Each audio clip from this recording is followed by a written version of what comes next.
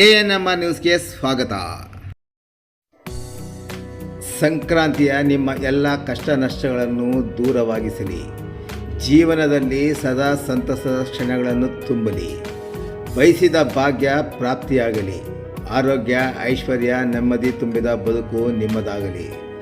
ಸಮಸ್ತ ನಾಡಿನ ಜನತೆಗೆ ಮಕರ ಸಂಕ್ರಾಂತಿ ಹಬ್ಬದ ಶುಭಾಶಯಗಳು. ಶುಭಾಶಯ ಕೋರುವವರು ಎಸ್ ರವಿ, ವೆಂಗೀರಕೋಟೆ, ಚಿಂತಾಮಣಿ.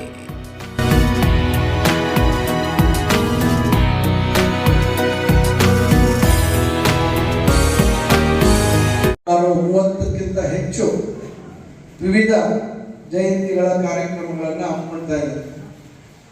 ಪ್ರಾರಂಭದಲ್ಲಿ ನಮಗೆ ಗೊತ್ತಿದ್ದಂಥದ್ದು ಕೇವಲ ಗಾಂಧಿ ಜಯಂತಿ ಮತ್ತು ಅಂಬೇಡ್ಕರ್ ಜಯಂತಿ ಬಿಟ್ಟರೆ, ನಾನು 2004ರಲ್ಲಿ ಶಾಸಕರಾದ ಸಂದರ್ಭದಲ್ಲಿ ಇವೆರಡು ಜಯಂತಿಗಳನ್ನು ಹೊರತುಪಡಿಸಿ ಬೇರೆ ಯಾವುದೇ ಜಯಂತಿಗಳು ಇರಲಿಲ್ಲ. ಒಂದೊಂದು ಹಾಗೆ ಸಮಾಜದಲ್ಲಿ ಏಕತೆ ಮತ್ತು ಒಗ್ಗಟ್ಟು ಇವೆಲ್ಲವನ್ನ ಯಾವ ರೀತಿ ಕಾಪಾಡಬೇಕು ಅಂತಕ್ಕಂಥ ಒಂದು ಸಂದೇಶವನ್ನ ಸಿದ್ದರಾಮೇಶ್ವರ, ಶಿವಯೋಗಿ ಸಿದ್ದರಾಮೇಶ್ವರರು ಕೊಟ್ಟಿರ್ತಕ್ಕಂಥದ್ದೆಲ್ಲ ನಾವೆಲ್ಲ ನೆನೆಸ್ಕೋಬೇಕಾಗುತ್ತೆ. ಮತ್ತು ಆ ಆದರ್ಶಗಳನ್ನ ನಾವು ಪಾಲನೆ ಮಾಡ್ಕೊಳ್ತಕ್ಕಂಥದ್ದು ನಮಗೆಲ್ಲ ಬಹಳ ಮುಖ್ಯವಾದಂಥ ವಿಚಾರ. ಈ ರೀತಿ ಪ್ರತಿಯೊಬ್ಬರು ಈ ಸಮಾಜದಲ್ಲಿ ಎಲ್ಲರೂ ನಾವು ಅಣ್ಣ ತಮ್ಮಂದಿರಂತೆ ಜಾತ್ಯತೀತ ಒಂದು ವ್ಯವಸ್ಥೆ ಅಡಿಯಲ್ಲಿ ನೆಲೆಗಟ್ಟಿನಲ್ಲಿ ನಾವೆಲ್ಲರೂ ಅನ್ಯೋನ್ಯವಾಗಿ ನಮ್ಮ ಬದುಕುಗಳನ್ನು ಕಟ್ಕೊಳ್ತಕ್ಕಂಥದ್ದು, ನಮ್ಮ ಮಕ್ಕಳ ಭವಿಷ್ಯತ್ತನ್ನ ಉತ್ತಮ ರೀತಿಯಲ್ಲಿ ನಿರೂಪಿಸ್ತಕ್ಕಂಥದಕ್ಕೆ ನಮ್ಮದೇ ಆದಂತಹ ಪ್ರಾಮಾಣಿಕ ಪ್ರಯತ್ನವನ್ನ ಮಾಡಬೇಕು ಅಂತಕ್ಕಂಥದ್ದನ್ನ ಅವರು ಹಾಕೊಂಡಿರ್ತಕ್ಕಂಥ ದಾರಿ, ಅವರು ವಚನಗಳ ಮುಖಾಂತರ, ಅವರು ಅಥವಾ ಸಾಹಿತ್ಯದ ಮುಖಾಂತರ ಅವರು ನಮಗೆ ತೋರಿಸ್ಕೊಟ್ಟಿರ್ತಕ್ಕಂಥದ್ದನ್ನ ನಾವು ನೆನೆಸ್ಕೋಬೇಕಾಗುತ್ತೆ. ಆದರೂ ಇವತ್ತು ಸಮಾಜದಲ್ಲಿ ನಮ್ಮ ಸ್ವಾರ್ಥಕ್ಕೆ ನಾವು ಸಮಾಜವನ್ನ ಒಡಿತಕ್ಕಂಥದ್ದು, ಬೇರೆಯವರಿಗೆ ಮತ್ತೊಬ್ಬರಿಗೆ ಜಾತಿ ಹೆಸರಲ್ಲಿ ಅವರನ್ನ ಸಂಬೋಧಿಸಿ ಅವರಿಗೆ ನೋವು ಕೊಡ್ತಕ್ಕಂಥದ್ದು, ಇವೆಲ್ಲವನ್ನ ನಾವು ನಿರಂತರವಾಗಿ ನಾವು ನೋಡ್ತಾ ಇದ್ದೇವೆ. ಯಾಕಂದ್ರೆ ಈ ಒಂದು ಸಮಾಜದಲ್ಲಿ ಒಳ್ಳೆಯದು ಇದೆ, ಕೆಟ್ಟದ್ದು ಇದೆ. ಬಹುತೇಕ ಜನ ಒಳ್ಳೆ ದಾರಿಯಲ್ಲಿ ಹೋಗ್ತಾ ಇದ್ರೆ, ಕೆಲವರು ಕೆಟ್ಟ ದಾರಿಯನ್ನ ಆಯ್ಕೆ ಮಾಡ್ಕೊಳ್ತಾರೆ. ಅವರಿಂದ ಸಮಾಜದಲ್ಲಿ ಅಶಾಂತಿ ಮೂಡ್ತಕ್ಕಂಥದ್ದು, ಸಮಾಜದಲ್ಲಿ ಒಂದು ರೀತಿ ಗೊಂದಲ ಸೃಷ್ಟಿ ಆಗ್ತಕ್ಕಂಥದ್ದು, ಇವೆಲ್ಲವನ್ನ ನಾವು ನೋಡ್ತಾ ಇರ್ತಕ್ಕಂಥದ್ದು ನಿಮಗೂ ನಮಗೂ ಗೊತ್ತಿರ್ತಕ್ಕಂಥ ವಿಚಾರ. ಇದರ ಮಧ್ಯೆ ಇವತ್ತು ನಾವು ಯಾವ ರೀತಿ ಸಮಾಜದಲ್ಲಿ ಎಲ್ಲರಿಗೂ ನ್ಯಾಯವನ್ನ ಒದಗಿಸ್ಕೊಡ್ತಕ್ಕಂಥ ಒಂದು ಕೆಲಸ ಆಗುತ್ತೆ, ಹತ್ತಾರು ಅನುಕೂಲ ಆಗ್ತಕ್ಕಂಥ ನಿಟ್ಟಿನಲ್ಲಿ ನಾವೇನು ಕ್ರಮ ತಗೋಬೇಕು, ಇವೆಲ್ಲ ಬಹಳ ಮುಖ್ಯವಾಗಿರ್ತಕ್ಕಂಥ. ನಾವ್ಯಾರು ಈ ಭೂಮಿ ಮೇಲೆ ಶಾಶ್ವತ ಇಲ್ಲ. ಇವತ್ತಿದ್ದೀವಿ, ನಾಳೆ ನಾವಿರೋದಿಲ್ಲ. ಆದ್ರೆ ಇರ್ತಕ್ಕಂಥ ನಮ್ಮ ಈ ಸಮಯದಲ್ಲಿ ನಮಗೆ ಲಭಿಸಿರ್ತಕ್ಕಂಥ ಅವಕಾಶಗಳಲ್ಲಿ ಇವತ್ತು ಭಾರತದ ಸಂವಿಧಾನ ಶಿಲ್ಪಿ ಬಾಬಾ ಸಾಹೇಬ್ ಅಂಬೇಡ್ಕರ್ ಅವರು ಕೊಟ್ಟಿರ್ತಕ್ಕಂಥ ಸಂವಿಧಾನದ ಅಡಿಯಲ್ಲಿ ಇವತ್ತು ನಾವೆಲ್ಲರೂ ಜನಪ್ರತಿನಿಧಿಗಳಾಗಿ ಜನರ ಸಮಸ್ಯೆಗಳನ್ನ ಆಲಿಸ್ತಕ್ಕಂಥ, ಸಮಸ್ಯೆಗಳಿಗೆ ಪರಿಹಾರವನ್ನು ಕಂಡುಕೊಳ್ತಕ್ಕಂಥ ಏನು ಜವಾಬ್ದಾರಿಗಳನ್ನು ನಾವು ಹೊತ್ಕೊಂಡಿದ್ದೀವಿ, ಆ ಜವಾಬ್ದಾರಿಗಳನ್ನ ನಾವು ಚಾಚು ತಪ್ಪದೆ ಪ್ರಾಮಾಣಿಕವಾಗಿ ನಾವು ನಿರ್ವಹಿಸಿದಾಗ ಮಾತ್ರ ಬಹುಶಃ ನಾವು ಈ ಭೂಮಿ ಮೇಲೆ ಹುಟ್ಟಿರೋದಕ್ಕೆ ಯಾವುದೋ ಒಂದು ಅರ್ಥ ಆಗುತ್ತೆ, ಒಂದು ಸಾರ್ಥಕತೆ ಆಗುತ್ತೆ ಅಂತಕ್ಕಂಥದ್ದನ್ನ ನಾನು ಈ ಸಂದರ್ಭದಲ್ಲಿ ತಮ್ಮೆಲ್ಲರಿಗೂ ಹೇಳಲಿಕ್ಕೆ ಬಯಸ್ತೇನೆ. ತಮ್ಮ ಸಮಯವನ್ನು ತೆಗೆದುಕೊಂಡಿದ್ದೀರಾ. ಇವತ್ತು ಒಂದು ಕಡೆ ದೊಡ್ಡ ಮಟ್ಟದಲ್ಲಿ, ದೊಡ್ಡ ಪ್ರಮಾಣದಲ್ಲಿ ಇವತ್ತು ಜಯಂತಿಗಳು, ಮತ್ತೊಂದು ಕಡೆ ಪ್ರತಿಯೊಂದು ವರ್ಗದ ಅಥವಾ ಒಂದೊಂದು ಜಾತಿಯ ಸಮುದಾಯದವರಿಂದ ಸರ್ಕಾರದ ಮೇಲೆ ಬೇಡಿಕೆಗಳು, ನಮಗೆ ಒಂದು ಸಮುದಾಯ ಭವನ ಕೊಡಿ, ಮತ್ತೊಂದು ಅದಕ್ಕೆ ಜಾಗ ಕೊಡಿ, ಅದಾದ್ಮೇಲೆ ಅದಕ್ಕೆ ಅನುದಾನ ಕೊಡಿ, ಇವೆಲ್ಲ ನಿರಂತರವಾಗಿ ಇರ್ತಕ್ಕಂಥದ್ದು. ನಮಗೆ ಗೊತ್ತಿದೆ, ಯಾವುದೇ ಸರ್ಕಾರ ಇರ್ಬೋದು, ನಮ್ಮ ಸರ್ಕಾರ ಇದೆ, ನಾಳೆ ಹಿಂದೆ ಇನ್ನೊಂದು ಬೇರೆ ಸರ್ಕಾರ ಇತ್ತು, ಮುಂದೆ ಏನ್ ಸರ್ಕಾರ ಬರ್ತದೆ ಅದು ಜನ ತೀರ್ಮಾನ. ಆದ್ರೆ ಯಾವುದೇ ಸರ್ಕಾರ ಇವತ್ತು ಆದ್ಯತೆಗಳು ಬಹಳಷ್ಟು. ಸಮುದಾಯ ಭವನ ಅಂತಕ್ಕಂಥದ್ದು ನಿರ್ಮಾಣ ಮಾಡೋದಕ್ಕೆ ಸರ್ಕಾರ ಇಲಾಖೆಗಳಲ್ಲಿ ನಮ್ಮದೇ ಆದಂತಹ ತೀರ್ಮಾನವನ್ನು ಮಾಡ್ತಾರೆ. ನನಗೆ ನೆನಪಿದ್ದಂಗೆ 2006ನೇ ಇಸ್ವಿಯಲ್ಲಿ ಪ್ರಾರಂಭದಲ್ಲಿ ಅಂಬೇಡ್ಕರ್ ಭವನ ನಿರ್ಮಾಣ ಮಾಡಬೇಕಂತ ಸಂದರ್ಭದಲ್ಲಿ ಸರ್ಕಾರದ ಕಾರ್ಯಕ್ರಮ ಘೋಷಣೆ ಆಗಿ 5 ಲಕ್ಷ ರೂಪಾಯಿ ಕೊಡ್ತಾರೆ. ಒಂದು ತಾಲೂಕು ಮಟ್ಟದಲ್ಲಿ ಅಂಬೇಡ್ಕರ್ ಭವನ ನಿರ್ಮಾಣ ಮಾಡಲಿಕ್ಕೆ 5 ಲಕ್ಷ. ಇವತ್ತು 5 ಲಕ್ಷದಲ್ಲಿ ಏನಾದ್ರು ನಿರ್ಮಾಣ ಮಾಡ್ಲಿಕ್ಕೆ ಸಾಧ್ಯ ಇದೆ, ಯೋಚನೆ ಮಾಡಿ. ಈಗ ತಾಲೂಕು ಮಟ್ಟದಲ್ಲಿ ಅಂಬೇಡ್ಕರ್ ಭವನ ಇರ್ಬೋದು, ವಾಲ್ಮೀಕಿ ಭವನ ಇರ್ಬೋದು, ಬಹುಶಃ ನಾನು ಇದನ್ನ ಸಿದ್ದರಾಮೇಶ್ವರ ಭವನಕ್ಕೂ ಎಷ್ಟು ನಿಗದಿ ಮಾಡಿದ್ದಾರೆ ಅಂತ ಮಾಹಿತಿ ನಾನು ಪಡ್ಕೋಬೇಕಾಗುತ್ತೆ. ಬಹುಶಃ ಅದರ ಮಾಹಿತಿ ತಗೊಳ್ತೀನಿ. ಈಗ 2 ಕೋಟಿ ರೂಪಾಯಿ ನಿಗದಿ ಮಾಡಿದ್ದಾರೆ ತಾಲೂಕು ಮಟ್ಟದಲ್ಲಿ ಆಗ್ತಕ್ಕಂಥ ಭವನ. ಬೇರೆ ಭವನಗಳು ಈಗ ಅಂಬೇಡ್ಕರ್ ಭವನ ಜಿಲ್ಲಾ ಮಟ್ಟದಲ್ಲಿ ನಿರ್ಮಾಣ ಆಗ್ಬೇಕಾದ್ರೆ 4 ಕೋಟಿ ರೂಪಾಯಿ. ಇದು ರಾಜ್ಯದಲ್ಲಿ ಎಲ್ಲ ಕಡೆ ಒಂದೇ ರೀತಿಯಾದಂತಹ ಒಂದು ತೀರ್ಮಾನವನ್ನು ಮಾಡಿದ್ದಾರೆ. ನಾವು ಹಿಂದೆ ಅಂಬೇಡ್ಕರ್ ಭವನ ನಿರ್ಮಾಣ ಮಾಡುವಂತ ಸರ್ಕಾರದಿಂದ ಬಂದಾಗ 5 ಲಕ್ಷ ರೂಪಾಯಿ ಸರ್ಕಾರ ನಿಗದಿ ಮಾಡಿದ್ರೆ ನಾನು 70 ಲಕ್ಷಕ್ಕೆ ಅದನ್ನ ವಿನ್ಯಾಸ ಮಾಡಿಸಿದ್ದೆ. ಏನೋ ಒಂದು ಮಾಡ್ತೀವಿ, ಎಲ್ಲರಿಗೂ ಉಪಯೋಗ ಆಗಲಿ. ಬಾಬಾ ಸಾಹೇಬ್ ಅಂಬೇಡ್ಕರ್ ಯಾವುದೇ ಒಂದು ಜಾತಿ ವರ್ಗಕ್ಕೆ ಸೀಮಿತವಾಗಿಲ್ಲ. ಅವರೆಲ್ಲ ಈ ಸಮಾಜದ ಎಲ್ಲರಿಗೂ ಅವಶ್ಯಕತೆ ಇರ್ತಕ್ಕಂಥ ಒಬ್ಬ ವ್ಯಕ್ತಿ ಇರ್ತಕ್ಕಂಥದ್ದು. ಅವರ ವಿದ್ಯಾಭ್ಯಾಸ ಇರ್ಬೋದು, ಅವರು ಬದುಕಿನ ಹಾದಿ ಇರ್ಬೋದು, ಇವೆಲ್ಲವನ್ನ ನಾವೆಲ್ಲರೂ ಆದರ್ಶವಾಗಿ ತಗೋಬೇಕು ಅಂತಕ್ಕಂಥ ನಿಟ್ಟಿನಲ್ಲಿ ಅದನ್ನ ನಾವು ಬಹಳ ಒಳ್ಳೆ ರೀತಿಯಲ್ಲಿ ಮಾಡಬೇಕು ಅಂತಕ್ಕಂಥ ಪ್ರಯತ್ನ ಮಾಡಿದ್ವಿ. ಇದೆಲ್ಲ ಬೇರೆ ನಾನು ಹೆಚ್ಚು ಹೇಳಕ್ ಹೋಗಲ್ಲ. ಈಗ ಅದು ನಗರದ ಹೃದಯ ಭಾಗದಲ್ಲಿ ನಾವು ಆ ಸಂದರ್ಭದಲ್ಲಿ ನಾನೇ ಅದಕ್ಕಾಗಿ ಮಾಡ್ಬೇಕು ಅಂತಕ್ಕಂಥ ತೀರ್ಮಾನವನ್ನ ನಗರಸಭೆಯಲ್ಲಿ ನಾವು ಮಾಡಿದ್ವಿ. ಮತ್ತು ಬೇರೆ ಬೇರೆ ಕಾರಣಕ್ಕೆ ಅವೆಲ್ಲ ಬೇರೆ. ಈಗ ನಾವು ಎಲ್ಲ ನಮ್ಮ ಪ್ರಯತ್ನಗಳೆಲ್ಲವನ್ನ ಒಂದು ಸುಸಜ್ಜಿತವಾದಂತ ಅಂಬೇಡ್ಕರ್ ಭವನ ಹಾಕಬೇಕು. ತಾಲೂಕಿನ ಎಲ್ಲ ಜಾತಿ ವರ್ಗದ ಜನರಿಗೆ ವಿವಿಧ ರೀತಿಯಲ್ಲಿ ಕಾರ್ಯಕ್ರಮಗಳನ್ನು ಹಮ್ಮಿಕೊಳ್ಳುವಂಥದ್ದಕ್ಕೆ ಸಹಕಾರಿ ಆಗಬೇಕು ಅಂತ ನಿಟ್ಟಿನಲ್ಲಿ ಒಂದು ಅದಕ್ಕೆ ಮತ್ತಷ್ಟು ಅನುದಾನವನ್ನು ಸುಮಾರು 9 ಕೋಟಿ ಅನುದಾನವನ್ನು ಸರ್ಕಾರದಿಂದ ಒದಗಿಸಿಕೊಟ್ಟು ಇನ್ನ ಸುಮಾರು 3 ಕೋಟಿ ಅವಶ್ಯಕತೆ ಇದೆ. ಅದನ್ನ ನಾನು ಮುಂದೆ ಒದಗಿಸ್ಕೊಡ್ತೇನೆ. ಈಗ ಕಾಮಗಾರಿ ವೇಗದಿಂದ ಸಾಗ್ತಾ ಇದೆ. ಇದು ಮಾಡ್ತಾ ಇದ್ದೀವಿ ಒಂದು ಕಡೆ. ಮತ್ತೊಂದು ಕಡೆ ನಾವು ಈಗ ವಾಲ್ಮೀಕಿ ಭವನಕ್ಕೆ ಏನು ಶಿಡ್ಲಘಟ್ಟ ರಸ್ತೆಯಲ್ಲಿ ಜಾಗ ಕೊಟ್ಟಿದ್ರು, ಅದಕ್ಕೆ 11 ಎಕರೆ ಇಂಚುವರಿ ಜಾಗ ಕೊಡಿಸಿ ನಿಂತೋಗಿದೆ ಕಾಮಗಾರಿ. ಅದೊಂದು ರೀತಿ ಸರಿಯಾದ ರೀತಿ ವಿನ್ಯಾಸ ಆಗಿದೆ. ಅದಕ್ಕೆ ಏನು 2 ಕೋಟಿ ಸರ್ಕಾರ ಕೊಟ್ಟಿದೆ, ಅದ್ರ ಮೇಲೆ ಮತ್ತೆ 4 ಕೋಟಿ ತರುವಂತ ಪ್ರಯತ್ನ ಮಾಡಿ. ಅಂದ್ರೆ ನೀವು ಏನ್ ಅನ್ಕೋಬಹುದು ಅಂದ್ರೆ ಈಗ ಅಲ್ಲೆಲ್ಲ ಮಾಡಿದಿರಲ್ಲ, ಬೇರೆ ಮಾಡ್ಬೋದಲ್ಲ ಅಂತಕ್ಕಂಥ ಭಾವನೆ. ಮತ್ತೊಂದು ನಾನು ಹೇಳ್ತಕ್ಕಂಥದ್ದು, ಜನರ ನಿರೀಕ್ಷೆಗಳು ಬಹಳಷ್ಟು ಇದ್ದಾವೆ. ಇವತ್ತು ಸರ್ಕಾರ ಕೊಡುವಂತ ದುಡ್ಡಲ್ಲೇ ಇವತ್ತು ಭವನಗಳ ನಮ್ಮ ಆಸೆ ಇದೆ. ನಮ್ಮ ಬಹಳ ಜನಕ್ಕೆ ಆಸೆ ಇರ್ತದೆ. ನಮ್ಮ ಇವತ್ತು ಜಯಂತಿ ಕಾರ್ಯಕ್ರಮ ಕೂಡ ಅಷ್ಟೇ. ಒಂದು ಸಮುದಾಯದವರು ಏನಾದ್ರು ರೀತಿ ಮಾಡಿದ್ರೆ ಅವ್ರಿಗಿಂತ ಚೆನ್ನಾಗಿ ನಾವು ಮಾಡ್ಬೇಕು ಅಂತ ಒಂದು ಆಲೋಚನೆ ನಮ್ಮೆಲ್ಲರೂ ಬರ್ತದೆ. ಏನೋ ಒಂದು ಸಮಾಜದಲ್ಲಿ ಎಲ್ಲರೂ ಆರ್ಥಿಕವಾಗಿ ಅನುಕೂಲ ಇರೋರು ಅವರೆಲ್ಲ ಮುಂದೆ ಬಂದು ಮಾಡುವಂತ ಪ್ರಯತ್ನಗಳನ್ನ ಮಾಡ್ತಾರೆ. ಈ ಭವನಗಳ ವಿಚಾರದಲ್ಲಿ ಏನಾಗುತ್ತೆ, ಹೆಚ್ಚು ಚುನಾಯಿತ ಪ್ರತಿನಿಧಿಗಳಿಗೆ ಒತ್ತಡ ಆಗ್ಬೋದು. ಮತ್ತೊಂದು ಸರ್ಕಾರದಲ್ಲಿ ಅದಕ್ಕೆ ಎಲ್ಲ ಸಂದರ್ಭದಲ್ಲಿ ಅದೇ ರೀತಿ ಸ್ಪಂದನೆಗಳು ಸಿಗುವಂಥದ್ದು. ಈಗ ಎಲ್ಲ ಸಮುದಾಯಗಳವರು ಇವತ್ತು ನಮ್ಮ ಮೇಲೆ ಒತ್ತಡ ಆಗ್ತಾರೆ. ಹಿಂದೆ 10 ವರ್ಷದಿಂದ ಯಾರು ಒತ್ತಡ ಆಗ್ತರೋ, ಯಾರು ಮಾಡಿದ್ರು ಬಿಟ್ಟರು, ನನ್ನ ಅದ್ರ ಬಗ್ಗೆ ನಾನು ಚರ್ಚೆ ಮಾಡ. ನಾನು ಈಗ 1.5 ವರ್ಷ ಆಯ್ತು ಶಾಸಕನಾಗಿ, ಮಂತ್ರಿ ಆಗಿ. ನಿರಂತರವಾಗಿ ಇವತ್ತು ಪ್ರಮುಖವಾಗಿ ನಮ್ಮ ಈಗ 30 ಜಯಂತಿಗಳಲ್ಲಿ ಬಹುಶಃ ಒಂದು 18-19 ಜಯಂತಿಗಳಿಗೆ ಸಂಬಂಧಪಟ್ಟಂತೆ ನಾವು ಬಹಳಷ್ಟು ಒಂದು ಜನಸಂಖ್ಯೆ ಇರ್ತಕ್ಕಂಥದ್ದು ಮತ್ತು ಸಮಾಜದಲ್ಲಿ ಹೆಚ್ಚು ನಮ್ಮ ಹೆಚ್ಚಿನ ಸಮಾಜದ ಜನರು ನಮ್ಮ ಕ್ಷೇತ್ರದಲ್ಲಿ ನೆಲೆಸಿರ್ತಾರೆ. ಇದನ್ನ ನಾವು ಪಟ್ಟಿ ಮಾಡ್ಕೊಂಡಿದ್ದೀವಿ. ಇವರಿಗೆ ಸಮುದಾಯದ ಜನಸಂಖ್ಯೆಗೆ ಅನುಗುಣವಾಗಿ ಎಷ್ಟು ಜಾಗ ಕೊಡ್ಲಿಕ್ಕೆ ಸಾಧ್ಯ ಆಗುತ್ತೆ. ಎಲ್ಲೋ ನಾನು ತಗೊಂಡೋಗಿ ಊರಿಂದ ಆಚೆ ಎಲ್ಲೋ ಕೊಟ್ಟರೆ ಸುಮಾರು 7-8 ಕಿಲೋಮೀಟರ್ 10 ಕಿಲೋಮೀಟರ್ ದೂರದಲ್ಲಿ ಕೊಟ್ಟರೆ ಕೂಡ ಉಪಯೋಗ ಆಗುತ್ತೆ. ನಗರಕ್ಕೆ ಸಮೀಪವಾಗಿರ್ಬೇಕು ಅಂತಕ್ಕಂಥ ದೃಷ್ಟಿಯಲ್ಲಿ ನಾವು ಒಂದು ಜಾಗವನ್ನು ಗುರುತಿಸಿ ಈಗ ನಾನಾ ರೀತಿ ಸಮಸ್ಯೆಗಳು, ಸಣ್ಣ ಪುಟ್ಟ ಅಲ್ಲಿ ಇರ್ತಕ್ಕಂಥ ಸಮಸ್ಯೆಗಳನ್ನ ಬಗೆಹರಿಸತಕ್ಕಂಥ ಒಂದು ಪ್ರಯತ್ನವನ್ನ ಮಾಡ್ತಾ ಇದ್ದೀವಿ. ಅದು ಸ್ಥಳ ಯಾವ ರೀತಿ ಇದೆ ಮತ್ತೊಂದಿಗೆ ಅದ್ರ ಬಗ್ಗೆ ನಾನು ಹೆಚ್ಚು ಹೇಳಕ್ ಹೋಗೋದು. ಯಾಕಂದ್ರೆ ಜಮೀನು ಸಿಗೋದೇ ಕಷ್ಟದ ಪ್ರಶ್ನೆ. ಬೇರೆ ಹಂಗಿದೆ ಹಿಂಗಿದೆ ಅಂತ ಹೇಳುವಂತದ್ರಲ್ಲಿ ಹೋದಾಗ ಅದೇನೋ ಹೇಳ್ತಾರಲ್ಲ, ಬಹಳ ನೀನು ಹುಡ್ಕೋದು ಬಹಳ ಕಷ್ಟ ಇದೆ. ಇನ್ನು ಖಾಸಗಿ ಜಮೀನು ಖರೀದಿ ಮಾಡೋದಕ್ಕೆ ಏನ್ ಬೆಲೆ ಆಗಿದೆ ಚಿಂತಾಮಣಿ ನಿಮ್ಗೆ ಗೊತ್ತಿದೆ. ಅದರಿಂದ ಏನು ಮಾಡ್ಕೊಂಡಿದ್ದೀವಿ, ಆ ಸಮುದಾಯಕ್ಕೆ ಎಲ್ಲರಿಗೂ ಆ ಸಮುದಾಯದ ಜನಸಂಖ್ಯೆಗೆ ಅನುಗುಣವಾಗಿ ನಾವು ಜಮೀನನ್ನ ಕೊಡಬೇಕು ಅಂತಕ್ಕಂಥದ್ದನ್ನ ನಾವು ತೀರ್ಮಾನ ಮಾಡ್ಕೊಂಡಿದ್ದೀವಿ. ನನ್ನ ಸಲಹೆ ಇಷ್ಟೇ, ಆ ನಿಟ್ಟಿನಲ್ಲಿ ನಾವು ನಮ್ಮ ತಹಸೀಲ್ದಾರ್ ಅವರು ನಮ್ಮ ಸರ್ವೇಯರ್ಸ್ ನಿರಂತರವಾಗಿ ಕೆಲಸ ಮಾಡ್ತಾ ಇದ್ದಾರೆ. ನಾವು ಉದ್ದೇಶ ಇಷ್ಟೇ, ನಾನು ತಮಗೆ ನನ್ನ ಸಲಹೆ ತಾವು ಬಿಟ್ಟಿದ್ರು ಅಂತ ಬಂದ್ಬಿಟ್ಟಿದ್ರು. ಭವನಗಳು ಮತ್ತೊಂದು ಕಟ್ಟತಕ್ಕಂಥದ್ದು ಅಕಸ್ಮಾತ್ ಯಾರೋ ಹುಡುಕಿನಲ್ಲಿ ಮತ್ತೊಂದು ಕಷ್ಟಪಟ್ಟು ಮಾಡ್ಬೋದು. ಅದರ ನಿರ್ವಹಣೆ ಯಾವ ರೀತಿ ಆಗುತ್ತೆ, ಅದು ಯಾವ ರೀತಿ ಜನಕ್ಕೆ ಉಪಯೋಗ ಆಗುತ್ತೆ ಅಂತಕ್ಕಂಥದ್ದು ಬಹಳ ಮುಖ್ಯ. ನನ್ನ ದೃಷ್ಟಿಯಲ್ಲಿ ಭವನ ಅನ್ನೋದಕ್ಕಿಂತ ನೀವು ಅಧ್ಯಯನತೆಯಿಂದ ಮಾಡ್ತೀವಿ.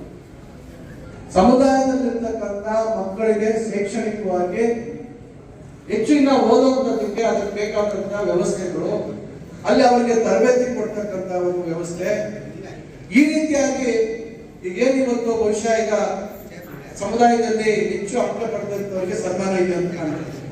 ಈ ರೀತಿ ಸನ್ಮಾನ ಮತ್ತೊಂದು ಮಾಡುವಂತ ಸಂದರ್ಭದಲ್ಲಿ ಅವರಿಗೆ ಶೈಕ್ಷಣಿಕವಾಗಿ ಅವರಿಗೆ ಸಹಾಯ ಮಾಡ್ತಕ್ಕಂಥದ್ದು, ಹೆಚ್ಚು ಜ್ಞಾನವನ್ನ ಪಡಿತಕ್ಕಂಥದ್ದಕ್ಕೆ ಒಂದು ಸಹಕಾರಿ ಆಗ್ತಕ್ಕಂಥ ನಿಟ್ಟಿನಲ್ಲಿ ಪ್ರಯತ್ನವನ್ನು ಮಾಡುವಂಥದ್ದು. ನಿಮ್ಮ ಸಮುದಾಯದಲ್ಲೇ ಇವತ್ತು ಸಾಧನೆಯನ್ನ ಮಾಡಿರ್ತಕ್ಕಂಥ ಬಹಳಷ್ಟು ಜನ ಇದ್ದಾರೆ. ಅವರನ್ನ ಕರೆಸಿ ಆ ಮಕ್ಕಳಿಗೆ ಅವರ ಮಾತುಗಳನ್ನ ಹೇಳಿಸಿದಾಗ ಆ ಮಕ್ಕಳು ಅವರಿಂದ ಪ್ರೇರಿತರಾಗಿ ಅವರ ಬದುಕಿನಲ್ಲಿ, ಅವರ ವಿದ್ಯಾಭ್ಯಾಸದಲ್ಲಿ ಅವರು ಮತ್ತಷ್ಟು ಶ್ರಮ ವಹಿಸ್ತಕ್ಕಂಥದ್ದಕ್ಕೆ ಇವೆಲ್ಲ ಸಾಧ್ಯ ಆಗುತ್ತೆ. ಅದರಿಂದ ಅದು ನನ್ನ ಸಲಹೆ. ನಾವು ಈಗ ಪ್ರಯತ್ನಗಳು ಮಾಡ್ತಾ ಇದ್ದೀವಿ, ಜಾಗನೂ ನಾವು ಗುರುತಿಸಿದ್ದೀವಿ.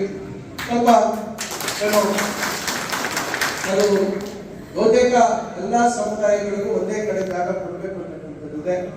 ಮತ್ತೊಂದು ಆಸೆ ಇದೆ, ಏನು ಒಂದು ಕಡೆ ಹೆಚ್ಚು ಜಾಗ ನಿಗದಿ ಮಾಡಿದಾಗ, ಒಂದು ನಿಗದಿ ಮಾಡಿ ಬಿಟ್ಟಾಗ ಅಲ್ಲೇನಾದ್ರೂ ಭವಿಷ್ಯದಲ್ಲಿ ಮುಂದೆ ಅಲ್ಲೇನಾದ್ರೂ ಮತ್ತೊಂದು ಕಟ್ಟಡ ಕಟ್ಟಿದಾಗ ಎಲ್ಲಾ ಸಮುದಾಯಗಳು ಅದನ್ನು ಬಳಸ್ಕೊಳ್ಳೋ ರೀತಿಯಲ್ಲಿ ಮಾಡಬೇಕು ಅಂತಕ್ಕಂಥ ಉದ್ದೇಶ. ಯಾಕಂದ್ರೆ ಎಲ್ಲಾ ಸಮುದಾಯಗಳಿಗೂ ಜಾಗ ಕೊಟ್ಟು ಎಲ್ಲಾ ಸಮುದಾಯಗಳು ಸಮುದಾಯ ಭವನ ಅಂತಾನೆ, ಸಮುದಾಯ ಭವನ ಅಂತಕ್ಕಂಥದ್ದು ಬಹಳ ಹಳೆಯ ಒಂದು ಪರಿಕಲ್ಪನೆ. ಇವತ್ತಿನ ಕಾಲಕ್ಕೆ ತಕ್ಕಂತೆ ಯಾವ ರೀತಿ ಪರಿಕಲ್ಪನೆ ಇರಬೇಕು, ಯಾವ ರೀತಿ ನಾವು ಆಲೋಚನೆ ಮಾಡಬೇಕು, ಮಕ್ಕಳ ಭವಿಷ್ಯಕ್ಕೆ ಏನ್ ಮಾಡಬೇಕು, ಇವನ್ನ ಸ್ವಲ್ಪ ನಾವೆಲ್ಲರೂ ಯೋಚನೆ ಮಾಡಬೇಕು. ನಾನು ಎಲ್ಲಾ ಕಡೆ ಇದನ್ನೇ ಹೇಳ್ತಾ ಇದ್ದೀನಿ, ನಾನು ಇವತ್ತು ನಿಮ್ಮ ಮುಂದೆ ಹೇಳ್ತಾ ಇದ್ದೀನಿ ಅಂತ. ಚಿಕ್ಕಬಳ್ಳಾಪುರದಲ್ಲಿ ನಮ್ಮ ಕನಕದಾಸರ ಜಯಂತಿ ದಿವಸ ಇದನ್ನೇ ಹೇಳ್ತೀನಿ, ಎಲ್ಲ ಕಡೆ ಇದನ್ನೇ ಸಲಹೆ ಕೊಡ್ತಾ ಇದ್ದೀನಿ. ಎಲ್ಲರಿಗೂ ಸಲಹೆ ಕೊಡ್ತಾರೆ ಇಷ್ಟೇ, ನಮ್ಮ ಮಕ್ಕಳು ವಿದ್ಯಾವಂತರಾದ್ರೆ ನಮ್ಮ ಬದುಕಿನಲ್ಲಿ ಬದಲಾವಣೆ ಆಗ್ತದೆ, ಸಮಾಜದಲ್ಲಿ ಬದಲಾವಣೆ ತರುವಂತದಕ್ಕೆ ಸಾಧ್ಯ ಆಗುತ್ತೆ. ಕಾಲದಲ್ಲಿ ನಾವು ಮಕ್ಕಳ ವಿದ್ಯಾಭ್ಯಾಸದ ಕಡೆ ಹೆಚ್ಚು ಗಮನ ಕೊಡ್ತಕ್ಕಂಥದ್ದು ಬಹಳ ಸೂಕ್ತ ಅಂತಕ್ಕಂಥ ಮಾತನ್ನ ನಾನು ಈ ಸಂದರ್ಭ, ಯಾಕಂದ್ರೆ ನನಗೆ ಗೊತ್ತಿದೆ ಮನವಿ ಕೊಟ್ಟರು ಗುರಪ್ಪನವರು, ಮನವಿ ಕೊಟ್ಟಾಗ ಗೊತ್ತಿತ್ತು ನನಗೆ ನಿವೇಶನ ಇದ್ದೇ ಇರ್ತದೆ. ಇನ್ನ ಮೂಲಭೂತ ಸೌಲಭ್ಯ ಇನ್ನು ಗೊತ್ತಿದೆ, ರಾಂಪುರ ಚಕ್ರಪಲ್ಲಿ ಗಡ್ಡ, ರಾಂಪುರ ಗ್ರಾಮ ಗಡ್ಡ, ಈಗ ಗ್ರಾಮದವರೆಲ್ಲ ಇಲ್ಲೇ ಇದ್ದಾರೆ. ತೋಟಕ್ಕೆ ಹೊಂದ್ಕೊಂಡಿರ್ತಕ್ಕಂಥ ಗ್ರಾಮ. ನಾನು ಬೆಳೀತಾ ಇದ್ದಂಗೆ ನನ್ನ ಜೊತೆಯಲ್ಲೇ ಬಹಳಷ್ಟು ಜನ ನಾನು ನೋಡ್ಕೊಂಡು ನಮ್ಮ ಜಮೀನಲ್ಲಿ ಕೆಲವರು ಕೆಲಸಕ್ಕೆ ಬರ್ತಾ ಇದ್ರು, ಇಲ್ಲ ಬೇರೆ ಬೇರೆ ಇದಕ್ಕೆ ಬರ್ತಾ ಇದ್ರು. ಅವತ್ತಿಂದ ಅವರೆಲ್ಲರೂ ನಮ್ಮ ಪರಿಚಯ. ಒಂದು ರೀತಿ ಒಂದು ಕುಟುಂಬದ ರೀತಿಯಲ್ಲಿ ನಾವು ರಾಮಪುರ ಇರ್ಬೋದು, ನಮ್ಮ ಕುಟುಂಬ ಇರ್ಬೋದು, ಒಟ್ಟಾಗಿ ನಾವು ಬೆಳೆದಿರ್ತೇವೆ. ನಾನು ಕಳೆದ ಬಾರಿನೇ ಹೇಳಿ ಇದ್ದಾರೆ, ನಮ್ಮ ಮೆಂಬರ್ಸ್ ಎಲ್ಲ ಇದ್ದಾರೆ, ಇಡೀ ಗ್ರಾಮ ಸಿಮೆಂಟ್ ರೋಡ್ ರಸ್ತೆ ಮಾಡಿಸಿ, ಇಡೀ ಗ್ರಾಮಕ್ಕೆ ಏನೇನು ಸೌಲಭ್ಯ ಬೇಕೋ ಅವನ್ನೆಲ್ಲ ಮಾಡಿಸಿ. ಆಮೇಲೆ ಕುಡಿಯೋ ನೀರಿನ ವ್ಯವಸ್ಥೆ ಇರ್ಬೋದು, ಅಲ್ಲಿ ಕೆರೆ ಅಭಿವೃದ್ಧಿ ಇರ್ಬೋದು, ಕೆರೆಗೆ ನೀರು ತರುವಂಥದ್ದು, ಕೆಸಿಬಿ ನೀರು ತರುವಂಥದ್ದು ಇರ್ಬೋದು, ಇವೆಲ್ಲವನ್ನ ಮಾಡಿದ್ದೀವಿ. ಅದೇ ರೀತಿ ನಿಮಗೆ ಗೊತ್ತಿದೆ ಸೀತಾರಾಮಪುರ ಕಾಸ್ನಾಯಕಲ್ಲಿ, ಸೀತಾರಾಮಪುರಕ್ಕೂ ಅಷ್ಟೇ ನಾವು ಹಿಂದೆನೆ ನಾನು ಒಂದು ವಿಶೇಷ ಕಾರ್ಯಕ್ರಮದಲ್ಲಿ 20 ಲಕ್ಷ 60 ಲಕ್ಷ ದೇವ್ ಶಿವಣ್ಣ ಅವಾಗಲೇ ನಾನು ಹಾಕ್ಸಿದ್ದೆ, ದುಡ್ಡು ಹಾಕ್ಸಿದ್ದೆ. ಯಾಕಂದ್ರೆ ಯಾವುದೇ ರೀತಿ ನಾವು ತಾರತಮ್ಯ ಮಾಡುವಂತ ಕೆಲಸ ಮಾಡಿ ಎಲ್ಲ ಕಾಲೋನಿಗಳಲ್ಲಿ ಪರಿಶಿಷ್ಟ ಜಾತಿಗೆ ಸೇರಿರ್ತಕ್ಕಂಥ ವಿವಿಧ ಪಂಗಡಗಳ ಎಲ್ಲ ಕಾಲೋನಿಗಳಲ್ಲಿ ನಾನು 2 ಬಾರಿ ಹಿಂದೆ ಶಾಸಕರಾಗಿದ್ದ ಸಂದರ್ಭದಲ್ಲಿ ಎಲ್ಲವನ್ನ ಗುರುತಿಸಿ ಎಲ್ಲ ಕಡೆ ಸಮಾನಾಂತರವಾಗಿ ಅಭಿವೃದ್ಧಿ ಆಗಬೇಕು ಅಂತ ಹೇಳಿ ನಾವು ನಿರಂತರವಾಗಿ ನಾವು ಪ್ರಯತ್ನವನ್ನು ನಾವು ಮಾಡ್ತಾ ಇದ್ದೀವಿ. ಇದರಿಂದ ಯಾವುದೇ ರೀತಿ ಕಾಲೋನಿಗಳಲ್ಲಿ ಅಥವಾ ಗೋವಿ ಸಮಾಜ ನಡೆಸಿ ನಾರಾಯಣಹಳ್ಳಿಗೂ ಅಷ್ಟೇ ಇವತ್ತು ಅಲ್ಲಿ ಏನೇನು ಸೌಲಭ್ಯ ಬೇಕು ಹೇಳಿ ಇರ್ತಾರೆ. ನಾರಾಯಣಹಳ್ಳಿ ಮುಖಂಡರಿದ್ದಾರೆ, ಕೃಷ್ಣಪ್ಪ ಇವರೆಲ್ಲ ಇದ್ದಾರೆ. ಈಗ ಈ ರೀತಿ ಬಂದಂತೆ ಎಲ್ಲ ಎಲ್ಲೆಲ್ಲಿ ಸಮುದಾಯದವರು ಇದ್ದಾರೆ. ಈಗ ಬತ್ತಲಹಳ್ಳಿ ನಮ್ಮ ಶ್ರೀನಿವಾಸ ಊರು, ಅಲ್ಲೂ ಅಷ್ಟೇ ಸಿಮೆಂಟ್ ರಸ್ತೆಗಳು, ಇವೆಲ್ಲ ನಾವು ಯಾವುದೇ ಹೆಚ್ಚು ಆದ್ಯತೆ ಕೊಡ್ತಕ್ಕಂಥ ಕೆಲಸವನ್ನು ನಾವು ಮಾಡಿದ್ದೀವಿ. ಅದರಿಂದ ಇದು ನನಗೆ ಕೊಟ್ಟಿರ್ತಕ್ಕಂಥ ಕೊಟ್ಟರು ಮಾಡ್ತೀನಿ, ಕೊಡದೇ ಇದ್ರು ಮಾಡ್ತೀನಿ. ಅದರಿಂದ ಇದು ಈಗಾಗಲೇ ಬಹಳಷ್ಟು ಮಾಡಿದ್ದೀವಿ, ಇನ್ನ ಬಹಳಷ್ಟು ಮಾಡುವಂಥದ್ದು ಇದೆ, ಇಲ್ಲ ಅಂತ ನಾನು ಹೇಳೋದಿಲ್ಲ. ಆದ್ರೆ ಮಾಡ್ತಕ್ಕಂಥದ್ದು ಯಾವ ರೀತಿ ಮಾಡ್ಬೇಕು ಅನ್ನೋದು ಬಹಳ ಮುಖ್ಯ, ಅದೊಂದು ಭಾಗ. ಈಗ ಮಣ್ಣು ಕೆಲಸ ಬಹಳ ಮಾಡ್ತಕ್ಕಂಥದ್ದು ತಮ್ಮ ಸಮುದಾಯದವರು ಹೆಚ್ಚು ಮಣ್ಣು ಕೆಲಸ ಮಾಡುವಂಥದ್ದು ಮತ್ತು ಕಲ್ಗೊಡಿತಕ್ಕಂಥದ್ದು. ಈಗ ಬಹುಶಃ ಯಾವ ಕ್ಯಾಲ್ಕುಲೇಟರ್ ಬೇಕಿಲ್ಲ ನಿಮಗೆ. ಎನ್ನು ಮಡಕಲು ನಿಮ್ದೇ ಲೆಕ್ಕಾಚಾರ, ನಿಮ್ಮದೇ ರೀತಿಯಲ್ಲಿ ಎಷ್ಟು ಅಡಿ, ಎಷ್ಟು ಅಗಲ, ಎಷ್ಟು ಗಾತ್ರ, ಇವೆಲ್ಲ ನಿಮ್ಮದೇ ರೀತಿಯಲ್ಲಿ ನಿಮ್ಮದೇ ಒಂದು ಸಾಮಾನ್ಯ ಜ್ಞಾನದಲ್ಲಿ ನೀವು ಅದನ್ನ ಬಹಳ ಸ್ಪಷ್ಟವಾಗಿ ಲೆಕ್ಕ ಹಾಕ್ತಕ್ಕಂಥ ಒಂದು ಬುದ್ಧಿವಂತಿಕೆ ನಿಮ್ಮ ಸಮುದಾಯದಲ್ಲಿ ಎಲ್ಲರಿಗೂ ಇದೆ. ನಮ್ಮ ಪ್ರತಿ ಇದು ಕಲ್ಲು ಕೆಲಸ ಮಾಡ್ತಕ್ಕಂಥದ್ದು. ಈಗ ಕಾಲ ಬದಲಾದಂಗೆ ಈಗ ವೈಜ್ಞಾನಿಕ ವ್ಯವಸ್ಥೆಯಲ್ಲಿ ಕಲ್ಲು ಗಣಿಗಾರಿಕೆ ಮತ್ತೊಂದು ಇವೆಲ್ಲ ಬದಲಾದಂತ ಸಂದರ್ಭದಲ್ಲಿ ಸಣ್ಣ ಪುಟ್ಟ ಕೆಲಸಗಳನ್ನ ಮಾಡ್ತಾ ಇರ್ತಕ್ಕಂಥವ್ರಿಗೆ ಈಗ ಅರಣ್ಯದ ಸಮಸ್ಯೆ ಉದ್ಭವ ಆಗಿದೆ. ಇಲ್ಲ ಕೆಲವು ಕಡೆ ಅಧಿಕಾರಿಗಳು ಅಡ್ಡ ಮಾಡ್ತಕ್ಕಂಥದ್ದು, ಅದು ಕೂಡ ನಾವು ಮೈಸಂಜೆಯಲ್ಲಿ ಸರ್ಕಾರದ ಮಟ್ಟದಲ್ಲೂ ಅಷ್ಟೇ ಇದೆ. ನಮ್ಮ ಸ್ನೇಹಿತರು, ನಿಮ್ಮ ಸಮುದಾಯದ ಮಂತ್ರಿಗಳು, ನನ್ನ ಆತ್ಮೀಯ ಗೆಳೆಯ ಶಿವರಾಜ್ ತಂಗಡಿಗೆ ಅವರು ನಿರಂತರವಾಗಿ ಇವತ್ತು ಏನು ಈ ಸಣ್ಣ ಸಣ್ಣ ಕೆಲಸ ಮಾಡ್ತಾ ಇದ್ದಾರೆ, ಕಲ್ಲು ಕೆಲಸ, ಅವ್ರಿಗೆ ಯಾರಿಗೂ ಮಾಡಬಾರ್ದು. ಅದಕ್ಕೆ ಗಣಿ ಮತ್ತು ಭೂ ವಿಜ್ಞಾನ ಇಲಾಖೆಯಲ್ಲಿ ಚಿಕ್ಕದಾಗಿ ಅವರಿಗೆ ಆಪ್ಷನ್ ಮಾಡುವಂಥದ್ದು ಮತ್ತೊಂದು ಕೂಡ ಅವಕಾಶಗಳಿದೆ. ಇವೆಲ್ಲ ಮಾಡುವಂಥದ್ದಕ್ಕೆ ನಾವೆಲ್ಲ ಇನ್ನೂ ನಾವು ಒಕ್ಕಲಿಸ್ಬೇಕು, ಮಾಡ್ಬೇಕು ಅಂತಕ್ಕಂಥ ಪ್ರಯತ್ನಗಳು ಮಾಡ್ತಾ ಇದ್ದೀವಿ. ಯಾಕಂದ್ರೆ ಅದೇ ಕಸುಬು ಮತ್ತು ಅದು ಜೀವನ. ಅದರಿಂದ ಇವೆಲ್ಲವನ್ನ ನಾವು ಗಮನದಲ್ಲಿದೆ. ಅದಕ್ಕೆ ಏನಾದ್ರು ನಾನು ನಿರಂತರವಾಗಿ ಈಗ ಅಲ್ಲಿ ಮಾಧ್ಯಮಗಳ ಆ ಕಡೆ ಭಾಗದಲ್ಲಿ ತೊಂದರೆಗಳಾದಂತಹ ಸಂದರ್ಭದಲ್ಲಿ ನನ್ನ ಹತ್ರ ಬಂದಾಗ ನಾನು ಸಂಬಂಧಪಟ್ಟವರಿಗೆ ಮಾತಾಡಿ ಆ ಸಮಸ್ಯೆಗಳನ್ನ ಪರಿಹರಿಸತಕ್ಕಂಥ ಕೆಲಸವನ್ನ ಮಾಡಿದ್ದೇನೆ. ಅದರಿಂದ ಯಾವುದೇ ಇವತ್ತು ಸಮುದಾಯ ಇರ್ಬೋದು, ವರ್ಗದ ಜನರ ಕುಲಕಸುಬುಗಳಿರ್ಬೋದು, ಇವೆಲ್ಲದಕ್ಕೂ ನಾವು ಪ್ರೋತ್ಸಾಹ ಕೊಡ್ತಕ್ಕಂಥ ನಿಟ್ಟಿನಲ್ಲಿ ನಾನು ಸದಾ ಕೆಲಸ ಮಾಡಿದ್ದೇನೆ. ಅದೇ ರೀತಿ ನಿಮ್ಮ ಸಮುದಾಯದವರು ಕೂಡ ಇಡೀ ಗ್ರಾಮಗಳೇ, ಒಂದು ಗ್ರಾಮದಲ್ಲಿ ಇವತ್ತು ರಾಮಪುರದಲ್ಲಿ ಇಡೀ ನಮ್ಮ ವಿಧಾನಸಭಾ ಕ್ಷೇತ್ರದಲ್ಲೇ ಬರೀ ಒಂದು 5-6 ಓಟ್ ಬೇರೆ ಕಡೆ ಹೋಗುತ್ತೆ, ಎಲ್ಲ ಓಟ್ ನಮಗೆ ಬರುತ್ತೆ. ಆ ರೀತಿ ನಮಗೆ ಬೆಂಬಲ ಮತ್ತು ಪ್ರೋತ್ಸಾಹ ಕೊಟ್ಟಿರ್ತಕ್ಕಂಥದ್ದು ಇದೆ, ಕೊಡ್ತಾನೂ ಇದ್ದಾರೆ. ಅದೇ ರೀತಿ ಆ ವಿಶ್ವಾಸವನ್ನ ಉಳಿಸ್ಕೊಳ್ತಕ್ಕಂಥ, ಆ ನಂಬಿಕೆಯನ್ನ ಉಳಿಸ್ಕೊಳ್ತಕ್ಕಂಥ ನಿರಂತರ ಪ್ರಯತ್ನವನ್ನ ನಾವು ಮಾಡ್ತಾ ಇದ್ದೀವಿ. ಅದರಿಂದ ಇವತ್ತು ನಾನು ಕೇಳೋದು ಅಷ್ಟೇ, ಏನೇನು ತಮ್ಮ ಬೇಡಿಕೆಗಳಿದ್ದಾವೆ ಅವನ್ನೆಲ್ಲ ನನ್ನ ಗಮನದಲ್ಲಿದೆ. ಈಗಾಗಲೇ ಜಾಗದ ಬಗ್ಗೆ ಹೇಳ್ತೀವಿ, ನಾವು ಅದಕ್ಕೆ ಒಂದು ವಿನ್ಯಾಸ ಮಾಡಬೇಕಾಗುತ್ತೆ, ಅದನ್ನ ಡಿಸೈನ್ ಮಾಡಬೇಕಾಗುತ್ತೆ. ಅದರಿಂದ ಒಂದು ಒಳ್ಳೆ ನಗರಕ್ಕೆ ಸಮೀಪದಲ್ಲೇ ಅಂದ್ರೆ ಟೌನ್ ಸರಹದ್ದಲ್ಲೇ ಕೊಡೋದು ನಾವು ಪ್ರಯತ್ನ ಮಾಡ್ತಾ ಇದ್ದೀವಿ. 110 ಹಳ್ಳಿಗಳನ್ನ ನಗರ ಚಿಂತಾಮಣಿ ಯೋಜನಾ ಪ್ರದೇಶಕ್ಕೆ ವ್ಯಾಪ್ತಿಗೆ ಸೇರುವಂಥದ್ದು. ನಗರ ಚಿಂತಾಮಣಿ ನಗರಾಭಿವೃದ್ಧಿ ಪ್ರಾಧಿಕಾರ ಆಗಿಲ್ಲ, ಯಾಕಂದ್ರೆ ಆದಾಯ ಬರಬೇಕಾದ್ರೆ ಕನಿಷ್ಠ 1 ಕೋಟಿ ರೂಪಾಯಿ ಆದಾಯ ಇದ್ದರೆ ಮಾತ್ರ ನಗರಾಭಿವೃದ್ಧಿ ಪ್ರಾಧಿಕಾರ ಮಾಡಲಿಕ್ಕೆ ಸಾಧ್ಯ ಆಗುತ್ತೆ. ಅದರ ಮುಂದುವರೆದ ಭಾಗವಾಗಿ ಈಗ 110 ಹಳ್ಳಿಗಳನ್ನು ಸೇರಿಸಿರ್ತಕ್ಕಂಥದ್ದು. ಈಗ ಮಸ್ತನಹಳ್ಳಿ ಕಡೆ ಕೈಗಾರಿಕಾ ಪ್ರದೇಶ ಇರ್ಬೋದು, ಈ ಕಡೆ ಮುರುಪಲ್ಲ ಮತ್ತು ಕನಶಕಳ್ಳಿ ಕಡೆ ನಾವು ಏನು ಕೈಗಾರಿಕಾ ಪ್ರದೇಶಗಳನ್ನ ಮಾಡ್ತಾ ಇದ್ವಿ, ಆ ಭಾಗದಲ್ಲಿ ಇರ್ತಕ್ಕಂಥ ಸುತ್ತಲೂ ಇರ್ತಕ್ಕಂಥ ಪ್ರದೇಶಗಳಲ್ಲಿ ಒಂದು ರೀತಿ ವೈಜ್ಞಾನಿಕವಾಗಿ ಅಭಿವೃದ್ಧಿ ಆಗಬೇಕು, ಭವಿಷ್ಯತ್ತಿನ ದೃಷ್ಟಿಯಲ್ಲಿ ಅದನ್ನ ಗಮನದಲ್ಲಿಟ್ಕೊಂಡು ನಾವು ಅದನ್ನೆಲ್ಲ ಸೇರಿಸುವಂತ ಕೆಲಸ ಮಾಡ್ತೀವಿ. ಈಗ ಅದರಲ್ಲಿ ಆ ಒಂದು ಝೋನಿಂಗ್ ಮಾಡಬೇಕು, ಯಾವ್ಯಾವ ಭಾಗದಲ್ಲಿ ಏನೇನು ಬರಬೇಕು ಅಂತೀವಿ ಅದನ್ನು ಕೂಡ ತ್ವರಿತವಾಗಿ ಮಾಡುವಂತ ಪ್ರಯತ್ನ ಮಾಡ್ತಾ ಇದ್ವಿ. ಮಧ್ಯದಲ್ಲಿ ಅದೆಲ್ಲ ಆಗೋವರೆಗೂ ಭೂಪರಿವರ್ತನೆ ಆಗಲ್ಲ ಅಂತಕ್ಕಂಥದ್ದು ನಿನ್ನೆ ನನಗೆ ಅಧಿಕಾರಿಗಳು ಆದೇಶ ಕಳಿಸಿದ್ದಾರೆ. ಅದನ್ನ ಮತ್ತೊಮ್ಮೆ ನಾನು ಅದನ್ನ ಪರಿಶೀಲನೆ ಮಾಡ್ತೀನಿ. ಅದು ಆ ರೀತಿ ಅದು ಆಗದೆ ಕೂಡ ಭೂಪರಿವರ್ತನೆ ಆಗೋದಕ್ಕೆ ಅವಕಾಶ ಇದೆ ಅಂತ ಹೇಳಿ ಅದನ್ನ ನಾನು ಸ್ವಲ್ಪ ಓದ್ತೇನೆ. ಅದ್ರ ಮತ್ತಷ್ಟು ಮಾಹಿತಿಯನ್ನು ತೆಗೆದುಕೊಂಡು ನಾವು ಗಮನಕ್ಕೆ ತರ್ತೀವಿ. ಕೆಲವರು ಬೇರೆ ರೀತಿಯಲ್ಲಿ ಭೂಪರಿವರ್ತನೆ ಎಲ್ಲ ನಿಲ್ಸಾಕ್ಬಿಟ್ಟಿದ್ದಾರೆ. ಮತ್ತೊಂದು ಇವತ್ತು ಬದಲಾವಣೆ ಇವತ್ತು ಆಗ್ಬೇಕಾದ್ರೆ ಕೋಲಾರಲ್ಲಿ ಪ್ರಾಧಿಕಾರ ಇದೆ, ಚಿಕ್ಕಬಳ್ಳಾಪುರದಲ್ಲಿ ಪ್ರಾಧಿಕಾರ ಇದೆ, ಮಾಲೂರಲ್ಲಿ ಪ್ರಾಧಿಕಾರ ಇದೆ. ಇಲ್ಲೆಲ್ಲ ಪ್ರಾಧಿಕಾರಗಳಿದ್ದಾಗ ಒಂದು ರೀತಿ ವೈಜ್ಞಾನಿಕವಾಗಿ ಬಡಾವಣೆಗಳು ಅಭಿವೃದ್ಧಿ ಆಗುತ್ತದೆ ಅವಕಾಶ ಇದೆ. ಆ ಒಂದು ಬದಲಾದ ವ್ಯವಸ್ಥೆಯಲ್ಲಿ ಸ್ವಲ್ಪ ದಿವಸ ಅನಾನುಕೂಲಗಳು ಆಗ್ಬೋದು. ಅದೇನು ನಾವು ಆ ಒಂದು ವ್ಯವಸ್ಥೆಗೆ ಹೊಂದ್ಕೊಳ್ಳೋವರೆಗೂ ಸ್ವಲ್ಪ ನಮಗೆ ಅನಾನುಕೂಲ ಅನಿಸ್ಬೋದು. ಆದ್ರೂ ಕೂಡ ನಾವು ಭವಿಷ್ಯದ ದೃಷ್ಟಿ, ನಾನು ಇವತ್ತು ನಾಳೆ ನೋಡಿ ನಾನು ನನ್ನ ತೀರ್ಮಾನಗಳು, ನನ್ನ ಅಭಿವೃದ್ಧಿ ಕೆಲಸಗಳ ಬಗ್ಗೆ ನಾನು ಕ್ರಮಗಳು ತೆಗೆದುಕೊಳ್ಳುವಂತ ಕೆಲಸ ಮಾಡಲ್ಲ.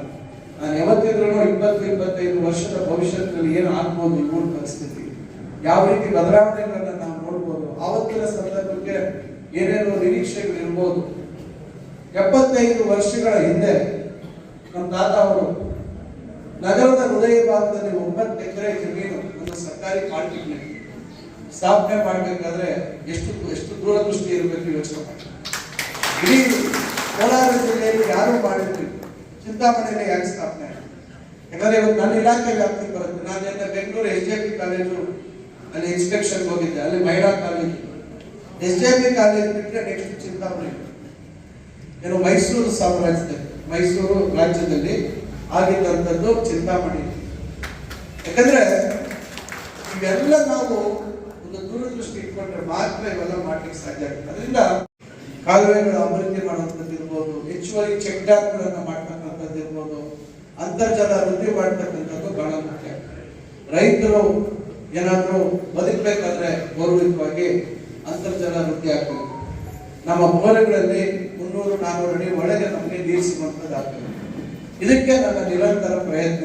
ಅದರಿಂದ ಎಲ್ಲ ನಾನು ಅನ್ಕೊಂಡಂಗೆ ನಿಮ್ಮೆಲ್ಲರ ಸಹಕಾರದಿಂದ ಆದ್ರೆ ಬಹುಶಃ ಈ ವಾರ 16ನೇ ತಾರೀಕು ಅಥವಾ ಮುಂದಿನ ವಾರ ನಿಮಗೆ ಒಳ್ಳೆ ಸಿಗಬೇಕು.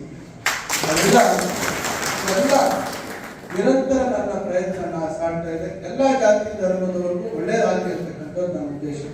ಸಮಾಜವನ್ನ ಒಟ್ಟಾಗಿ ಕರ್ಕೊಂಡು ಹೋಗ್ಬೇಕು ಅಂತಕ್ಕಂಥದ್ದು ನನ್ನ ಉದ್ದೇಶ. ಯಾವುದೇ ಸಮಾಜದ ದ್ವೇಷ ಮಾಡ್ತಕ್ಕಂಥವ್ರು ನಾನು 10 ಜನರಿಗೆ ಒಳ್ಳೇದಾಗ್ತಕ್ಕಂಥ ಕೆಲಸವನ್ನ ಅಥವಾ ತೀರ್ಮಾನವನ್ನ ಮಾಡುವಂಥದ್ದು ನನ್ನ ಜವಾಬ್ದಾರಿ. ಆ ಒಂದು ಪ್ರಯತ್ನದಲ್ಲಿ ಒಬ್ಬರಿಗೂ ಅನಾನುಕೂಲ ಆಗುತ್ತೆ. ನಾವೆಲ್ಲರಿಗೂ ಸಮಾಜದಲ್ಲಿ ಎಲ್ಲರಿಗೂ ಸಮಾಧಾನ ಮಾಡ್ಕೊಂಡು ಹೋಗ್ಲಿಕ್ಕೆ ಸಾಧ್ಯ ಇಲ್ಲ. ಅದರಿಂದ ನಿಮ್ಗೆ ಗೊತ್ತಿದೆ, ಈಗ ಯಾವುದೋ ಒಂದು ವ್ಯವಸ್ಥೆ, ಯಾವುದೋ ಒಂದು ಮನೆಯಲ್ಲಿ ಕಳ್ತನ ಆಗುತ್ತೆ, ತಪ್ಪು. ನೀವಿಲ್ಲ ಅದಕ್ಕೂ ನ್ಯಾಯ ಮಾಡಿ, ಆ ಮನೆಯವ್ರಿಗೂ ನ್ಯಾಯ ಮಾಡಿ ಅಂದ್ರೆ ಸಾಧ್ಯ ಇದೆಯಾ? ಯೋಚನೆ ಮಾಡಿ. ನಾನು ಅರ್ಥ ಹೇಳ್ತಾ ಇರುವಂತದ್ದು, ಕಳ್ಳನಿಗೂ ನ್ಯಾಯ ಮಾಡ್ಬೇಕು, ಕಳ್ಳನ ಹತ್ರನೂ ನಾನು ಒಳ್ಳೆಯವ್ರು ಅನ್ಸ್ಕೋಬೇಕು. ಆ ಮನೆಯವ್ರು ಕಳ್ತನ ಆಗಿ ಏನೋ ಆಸ್ತಿ ಅಥವಾ ಒಡವೆ ಮಾಡ್ಕೊಂಡು ಮತ್ತೊಂದೇವ್ರಿಗೂ ನಾವು ಖುಷಿ ಮಾಡ್ಬೇಕು ಅಂದ್ರೆ ಸಾಧ್ಯ ಇಲ್ಲ. ಎಲ್ಲೋ ಒಂದ್ ಕಡೆ 10 ಜನಕ್ಕೆ ಒಳ್ಳೇದಾಗುವಂತ ಸಂದರ್ಭದಲ್ಲಿ ಒಬ್ಬೊಬ್ರಿಗೂ ಅನಾನುಕೂಲ ಆಗ್ಬೋದು.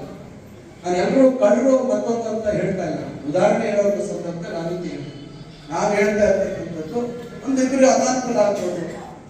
ಇದು ಒಟ್ಟಾರೆ ಸಮಾಜದಲ್ಲಿ ಒಳ್ಳೇದಾಗಬೇಕು ಅಂತಕ್ಕಂಥ ದೃಷ್ಟಿಯಲ್ಲಿ ಪ್ರಯತ್ನ ಮಾಡ್ತಾ ಇದ್ದೀವಿ. ಅದರಿಂದ ಇವತ್ತು ಮಕರ ಸಂಕ್ರಾಂತಿ ಹಬ್ಬ ಆದ್ರೂ ಕೂಡ ನಾನು ಒತ್ತಾಯ ಮಾಡಿದೆ, ಇವತ್ತೇ ಆಗ್ಬೇಕು ಕಾರ್ಯಕ್ರಮ. ಯಾಕಂದ್ರೆ ನಮ್ ಬೇರೆ ಬೇರೆ ಕೆಲಸದ ಒತ್ತಡ ಇದೆ. ದಿಲ್ಲಿಯಲ್ಲಿ ಎಲೆಕ್ಷನ್ ಜವಾಬ್ದಾರಿ ಇದೆ ನನಗೆ, ಅಲ್ಲಿ ಹೋಗ್ಬೇಕು. ಇವೆಲ್ಲ ಇದ್ದಾಗ ನಾಳೆ ಬೆಳಗ್ಗೆ ನಾನೇನಾದ್ರೂ ಕಾರ್ಯಕ್ರಮದಲ್ಲಿ ಭಾಗವಹಿಸಲಿಲ್ಲ ಅಂದ್ರೆ ಅದನ್ನೇ ಕಾರಣ ಹುಡುಕೊಂಡು ನಮ್ಮ ಸಮುದಾಯಕ್ಕೆ ಅವ್ರಿಗೆ ಇಷ್ಟ ಇಲ್ಲ, ನಮ್ಮ ಸಮುದಾಯಕ್ಕೆ ಅವ್ರಿಗೆ ತಾತ್ಸಾರ, ಇವೆಲ್ಲ ಹೇಳುವಂತವರ ಒಂದು ದೊಡ್ಡ ಸಂಖ್ಯೆ ಇದೆ. ಯಾಕಂದ್ರೆ ನಾವು ಒಂದು ಒಳ್ಳೆ ದಾರಿಗೆ ಹೋಗ್ಬೇಕಾದ್ರೆ ಅದನ್ನ ಬೇರೆ ರೀತಿ ಅವರು ಕೆಲವರಿಗೆ ರಾಜಕಾರಣದಲ್ಲಿ ಕೆಲಸ ಮಾಡಿ ಜನರಿಂದ ಒಳ್ಳೆ ಹೆಸರು ತಗೋಬೇಕು, ಜನರಿಂದ ಇವ್ರು ಕೆಲಸ ಮಾಡಿದ್ದಾರೆ, ಅವ್ರನ್ನ ಆಯ್ಕೆ ಮಾಡಿದ್ದಕ್ಕೆ ನಮ್ಗೆ ಇದೆಲ್ಲ ಒಳ್ಳೆ ಕೆಲಸ ಮಾಡಿದ್ರು, ಇಂಥ ಊರು ಪ್ರಗತಿ ಮಾಡಿದ್ರು, 10 ಜನಕ್ಕೆ ಬದುಕುವಂತ ದಾರಿ ಮಾಡಿಕೊಟ್ರು ಅಂತ ಹೇಳ್ತಕ್ಕಂಥ ಮಾಡ್ತಕ್ಕಂಥ ಕಾರ್ಯ ಕೆಲಸಗಳು ಅವ್ರ ಹತ್ರ ಇಲ್ಲ. ಅವ್ರು ಏನಿದ್ರು ಸಮುದಾಯಗಳಲ್ಲಿ ಒಡಕನ್ನ ಮೂಡಿಸ್ಬೇಕು, ಅದೆಲ್ಲ ರಾಜಕೀಯ ಲಾಭ ಮಾಡ್ಕೋಬೇಕಷ್ಟೇ, ಬೇರೆ ಇನ್ನೇನು ಅವ್ರಿಗೆ ಉದ್ದೇಶಗಳಿಲ್ಲ. ಅದರಿಂದ ಇವೆಲ್ಲ ಸಮಸ್ಯೆ ಬರುತ್ತೆ ಅಂತೇಳಿ ನಾನು ಹಬ್ಬ ಆದ್ರೂ ದಯವಿಟ್ಟು ಮಾಡಿ. ಮತ್ತೊಂದು ದಿವಸ ಅಂತ ಹೇಳಿ ಅವತ್ತು ನಾನು ಬರ್ಲಿಲ್ಲ, ಮತ್ತೊಂದು ಅಂತ ಹೇಳಿ ಅವತ್ತು ನನ್ನ ಮೇಲೆ ಆಪಾದನೆಗಳು ಬರ್ತದೆ ಅಂತ ಹೇಳಿ ಹೇಳಿದೆ. ನಮ್ಮ ಮುಖಂಡರು ಎಲ್ಲರೂ, ಸಮುದಾಯದ ಎಲ್ಲ ಮುಖಂಡರು ಒಗ್ಗಟ್ಟಾಗಿ ಇವತ್ತು ಬೆಳಗ್ಗೆ ಬೇಗ ಆದ್ರೂ ಕೂಡ ಮೋಡ ಮುಚ್ಚಿಕೊಂಡಿದ್ರು ಕೂಡ ತಾವೆಲ್ಲರೂ ಇಷ್ಟು ದೊಡ್ಡ ಸಂಖ್ಯೆಯಲ್ಲಿ ಬಂದಿದ್ದೀರಾ. ಕಾರ್ಯಕ್ರಮ ಯಶಸ್ಸಿಗೆ ತಾವೆಲ್ಲರೂ ಕಾರಣೀಭೂತರಾಗಿದ್ದೀರಾ. ಮತ್ತೊಮ್ಮೆ ನಾನು ತಮಗೆಲ್ಲರಿಗೂ ನನ್ನ ಹೃದಯಪೂರ್ವಕವಾದಂತ ಧನ್ಯವಾದಗಳನ್ನ ತಿಳಿಸಿ ಈ ಒಂದು ಕಾರ್ಯಕ್ರಮ ಮುಂದುವರಿಲಿ. ನಾನು ನಿರ್ಗಮಿಸಿದ ನಂತರ 12:30 ಆಗೋಯ್ತು. ನಾವು ಕಾರ್ಯಕ್ರಮ ಮುಂದುವರಿಸಿ ಅಂತ ಹೇಳಿ ತಮ್ಮೆಲ್ಲರ ಅನುಮತಿ